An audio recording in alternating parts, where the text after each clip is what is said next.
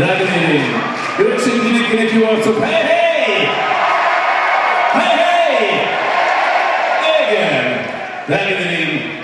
Előtt ennek az évnek számunkra legalábbis az utolsó koncertje, és én úgy gondoltam, hogy most a hagyományos kezdést elhagyjuk, hiszen ez egy bensőséges buli lesz. Elhagyjuk ezt a 13-as évet is, ami számunkra részben, mint az Edda ügyét illeti, felvetegesen boldogságosan jó volt, de lépjünk át 14-be. Hiszem, hogy jobb lesz. Legalábbis én ebben reménykedem. Remélem az, hogy ez az évre, erre az évre azt mondhattam, hogy Edda ügyben jó volt, csodálatos volt, az természetesen sokaknak köszönhetjük, elsősorban nektek. Isten áldja nektek titeket.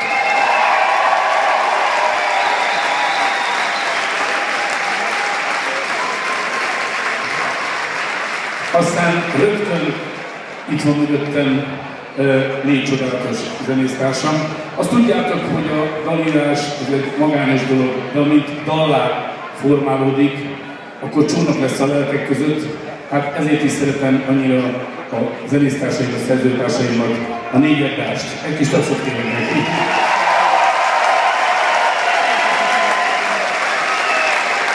Kicsit meg! Szolika! Szem! Hey!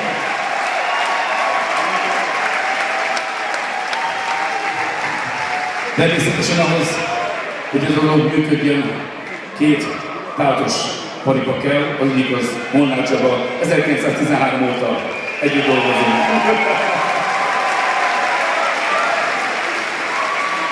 Az ügyi menedzserünk, aki mindent meg tud oldani elméletileg, Szabó Attila.